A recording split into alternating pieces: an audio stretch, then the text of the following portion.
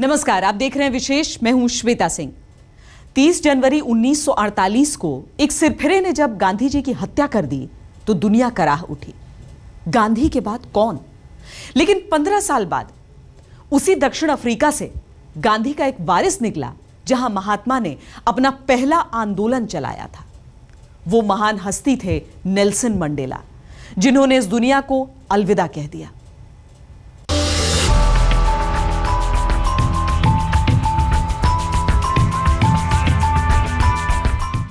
Nelson Mandela पिछले कई सालों से बीमार थे। करीब 7 साल से खुद को सार्वजनिक जीवन से भी दूर कर लिया था, लेकिन उनकी मौजूदगी ही मानवता को संबल देती थी। अब वो नहीं है तो दुनिया अपने दौर के सबसे बड़े राजनेता और इंसानियत की सबसे बड़ी पूंजी के शोक में डूबी हुई है।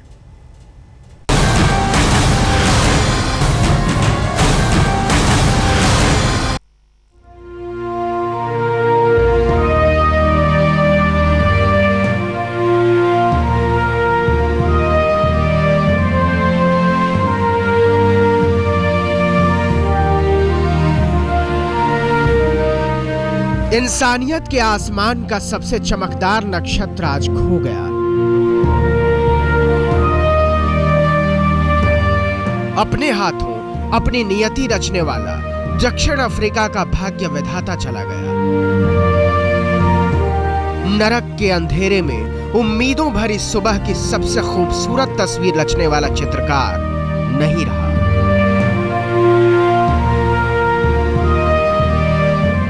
गुलामी की दीवार पर आजादी के मतवाले गीत रचने वाला महानायक चला गया। अब सिर्फ उसकी यादें हैं और उन यादों के कदमों में श्रद्धा के विनम्र शब्द। There are very few people in the world who create history. The whole world bows down and remembers the contribution of this great personality. And after the demise of Mahatma Gandhi, we did not have anyone like him. We've lost one of the most influential, courageous, and profoundly good human beings that any of us will share time with on this earth. He no longer belongs to us. He belongs to the ages. Nelson Mandela को प्यार से उनके करोड़ों प्रशंसक Madiba कहते थे और रंगभेद के पैरों तले रौंदी जाने वाले इंसानियत अपना मसीहा। वक्त के अंधाधुंध प्रहार से मदीबा का सिर भले लहूलुहान हुआ, लेकिन झुका नहीं। I stand here before you not as a prophet, but as a humble servant. ना चेहरे पर कोई शिकन आई कभी, ना होठों पर सितम से उभरी कोई चीख। उसी फौलादी शख्सियत ने जब दुनिया को अलविदा कहा तो संसार की सबसे बड़ी पंचायत उसके शोक में मौन रह गई।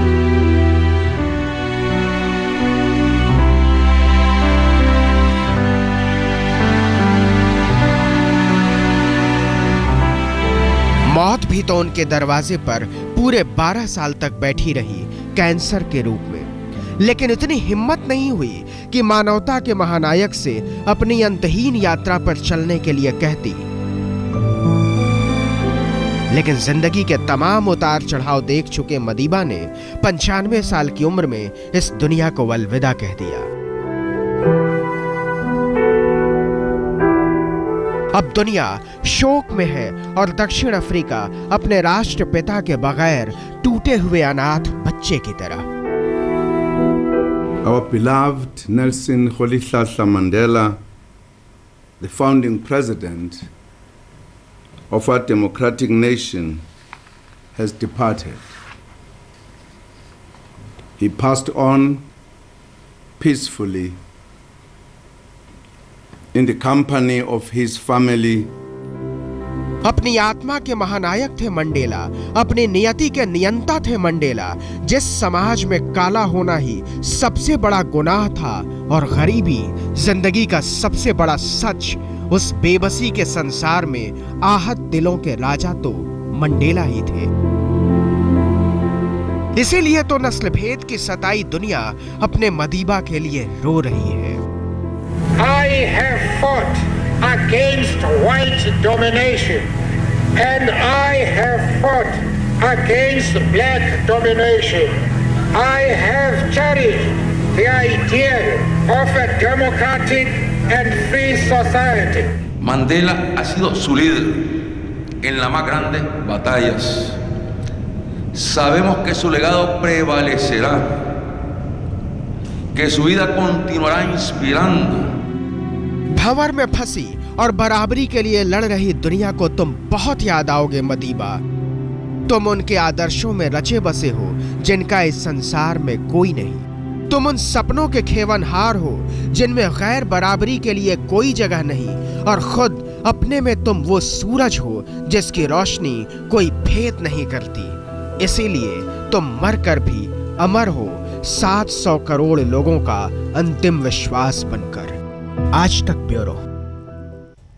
जब चमड़ी का रंग इंसान के बीच भेद करने लगे तो यह किसी भी समाज में विद्रोह की सबसे बड़ी आहट होती है। दक्षिण अफ्रीका के गोरे हुक्मरानों ने इस आहट को सुनने से इनकार कर दिया था। तब उनकी जेल में बंद एक मसीहा ने अपने त्याग की हुंकार से अहंकारी हुकूमत को जगा दिया, बिल्कुल गांधी की तरह।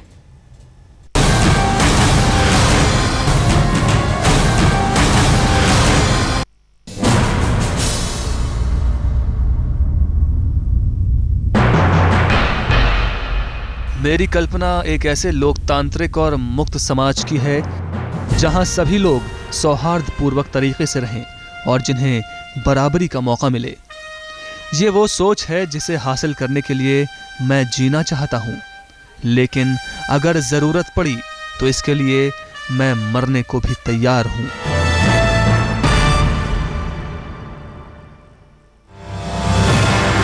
मौत के आईने में जिंदगी की नई तस्वीर देखने वाले नेल्सन मंडेला का यही बयान उन्हें सलाखों के पीछे ले गया, जहां से वो 1990 में महानायक बनकर निकले। I'm one of the admirer of that person.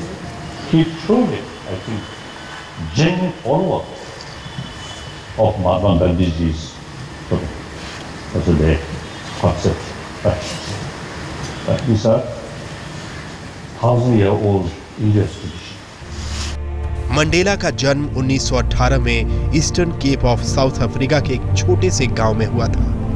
बेशक दक्षिण अफ्रीका गुलाम था, लेकिन मंडेला के पिता की गिनती राजघराने के करीबी सलाहकारों और बड़े रईसों में होती थी। मंडेला के पास किसी चीज की कमी नहीं थी, लेकिन पिता के वैभव के बीच गुलामी की बेबसी मंडेला को इस कदर कचोटती थी कि हुकूमत के खिलाफ बगावत का झंडा बुलंद कर दिया। लेकिन साहब 27 साल गोरों की जेल में रहा ये आदमी, इतना सा रंजिश, इतनी रंजिश, इतनी नफरत अगर उसके अंदर हो तो सब फरिश्ता था, इंसान नहीं था, अजीबोगरीब आदमी था। महज 25 साल की उम्र में वो अफ्रीकी नेशनल कांग्रेस से जुड़ गए। पहले मामूली कार्यकर्ता बने, फिर युवा शाखा बनाई और उसकी कमान अपने हाथों में ले ली। लेकिन ये कमान कांटों भरे ताज की तरह थी, जिसमें आज़ादी का संघर्ष था और इनाम के रूप में जान जाने का खतरा। तब मंडेला की जिंदगी दो पटरी पर दौड़ रही थी। एक तरफ देश की आज़ादी का मामला था और दूसरी तरफ घर परिवार की जिम्मेदारी। पिता की मौत 9 साल की उम्र में ही हो गई थी।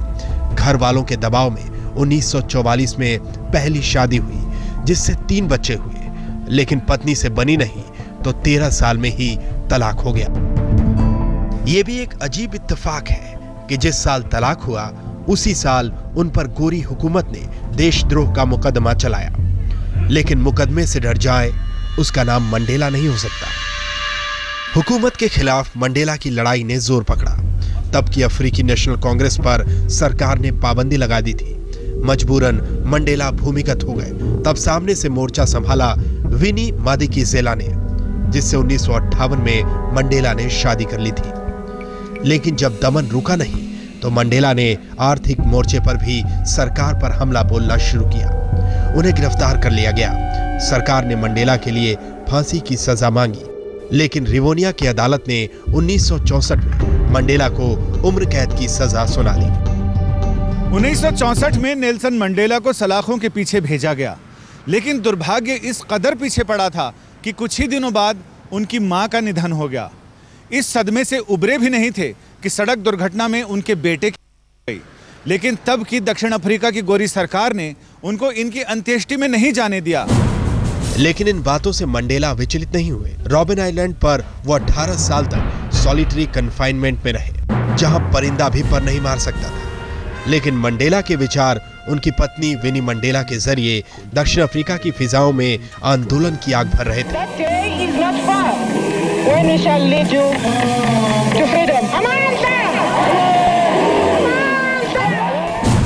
उसी दौरान मंडेला के एक दोस्त टेम्बो ने उनकी रिहाई की दमदार कोशिश की, जिसका नतीजा ये हुआ कि 1990 में दक्षिण अफ्रीका के राष्ट्रपति FWD क्लार्क ने मंडेला को रिहा कर दिया। मंडेला ने एक लंबी लड़ाई लड़ी, लेकिन शांति और बराबरी की कीमत पर नहीं। इसलिए 1993 में उन्हें क्लार्क के साथ ही शांति का नोबेल पुरस्कार दिया गया। अफ्रीका और लैटिन अमेरिका का संसार जश्न में डूबा, लेकिन मंडेला की नजर 5 महीने बाद होने वाले दक्षिण अफ्रीकी इतिहास के पहले लोकतांत्रिक चुनाव पर थी, जिसमें सभी नस्लों को वोट देने का अधिकार मिला था। सभी नस्लों को, यानी कालों को भी। Shall it be that this beautiful land will again experience the oppression? Balkrishna के साथ संजय शर्मा, दिल्ली, आज तक। महात्मा गांधी ने एक रास्ता बनाया था समाज को बदलने के लिए। दक्षिण अफ्रीका का एक नौजवान उस रास्ते पर चल निकला, अंजाम की चिंता किए बगैर। लेकिन उसका संघर्ष इतना बड़ा निकला और नतीजा इतना खूबसूरत कि दुनिया उसे दूसरा गांधी मानने लगी। वो नेल्सन मंडेला थे।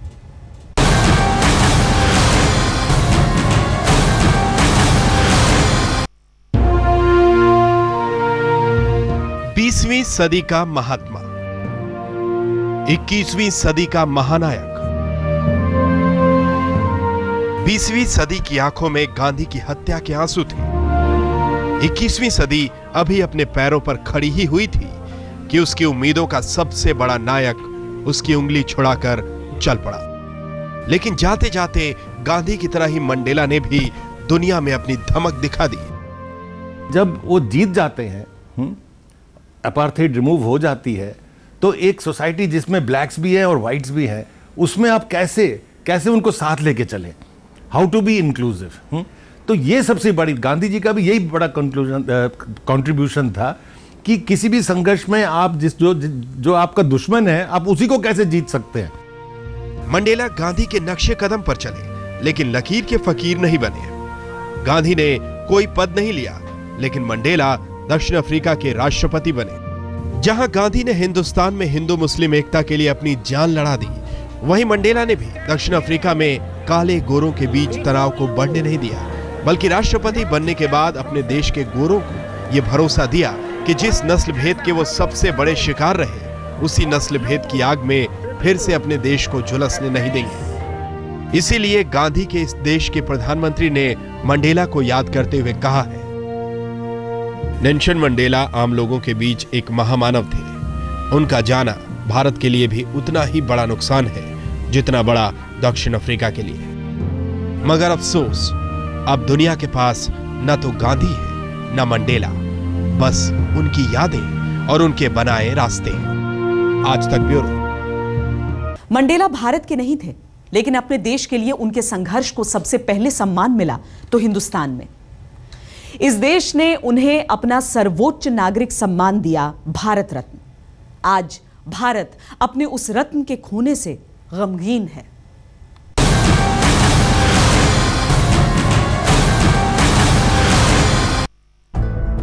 यह अजीब इत्तेफाक है कि जिस 6 दिसंबर को 57 साल पहले डॉक्टर भीमराव अंबेडकर ने दुनिया को अलविदा कहा, उसी 6 दिसंबर को अब नेल्सन मंडेला चले गए। मंडेला अपने देश में नस्ल भेद के खिलाफ लड़ते रहे और अंबेडकर ने हिंदुस्तान में जाति के नाम पर भेदभाव के खिलाफ लड़ाई लड़ी। संयोग देखिए कि दोनों को एक साथ ही हिंदुस्तान का सबसे बड़ा नागरिक सम्मान भी मिला। 1990 में विश्वनाथ प्रताप सिंह की सरकार ने मानवता के दोनों महानायकों को भारत रत्न बना दिया। वैसे भारत से मंडेला का पुराना नाता है। अपने देश में आजादी की लड़ाई लड़ते हुए मंडेला के आदर्श तो महात्मा गांधी के ही थे, लेकिन गांधी के इस देश में मंडेला बार बार आते रहे। समंदर के किनारे से राजघाट तक और बच्चों के दिलों से हिंदुस्तानी हुक्मरानों तक कौन है जो मंडेला की शख्सियत से प्रभावित न हुआ हो। पुणे में पंकज खेलकर के साथ आज तक ब्यूरो।